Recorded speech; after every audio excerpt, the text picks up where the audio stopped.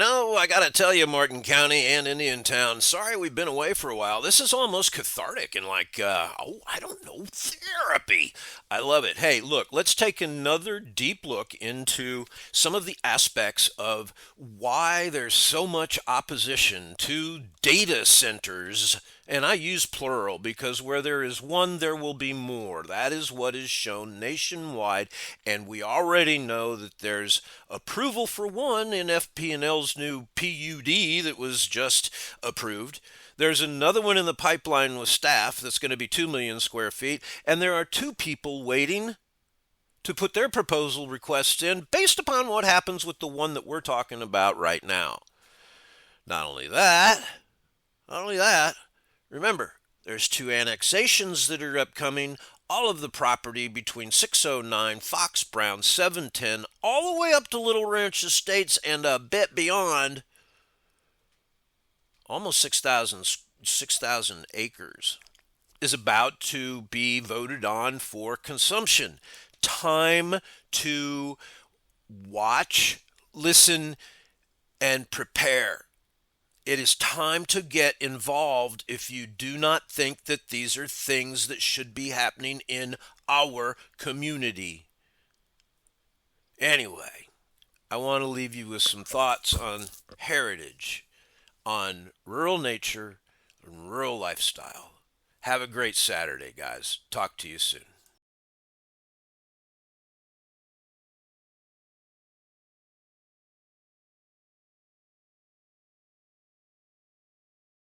Well, good morning, Indiantown. It is the 28th of February on the year of 2026.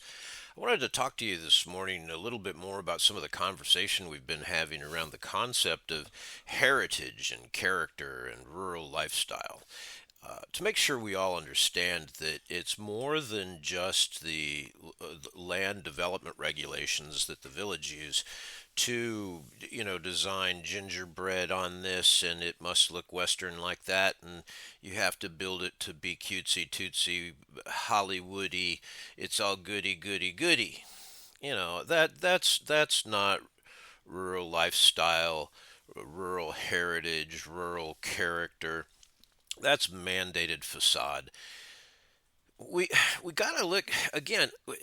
There were generational families, the Wrights, the Gaskins, the Slays, the McAllisters were in that room of people that I instantly take notice in my mind of going back 2 nights ago to the meeting when I spoke to the village council, and that's just a small number of names that I can name right now on generational families. I guess a good question to ask is, what would Timer think of all of this? What would Homer say? Man, I'd love to have been able to have sat with those two men and talked with them.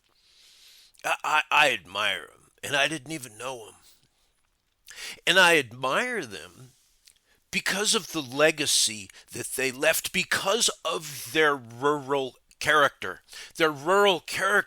of being hardworking, self sufficient, honest to God, a family man, a neighbor, an innovator, a leader, a doer, not while taking advantage of the other families and the other people that were trying and doing to succeed in the days of our heritage in Indiantown.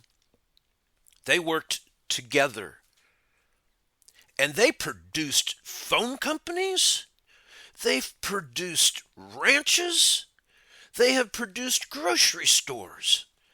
They have produced trust plants. The list goes on and on and on. And unfortunately, that era of Indiantown is slowly fading, where that generational leadership is moving to a place where they're getting ready to meet us one day. And if you're one of the people in that chain of succession, I guess I'm talking to you today. And I want you to know how much I actually envy your position that you're in. It's not something you create. You have, unfortunately or fortunately, I'm going to say fortunately, the responsibility. I wouldn't say a burden, but it sure is a heavy load to carry on not only the generational family aspect of your lineage, but the combined lineage of our community. And when, uh, one more step,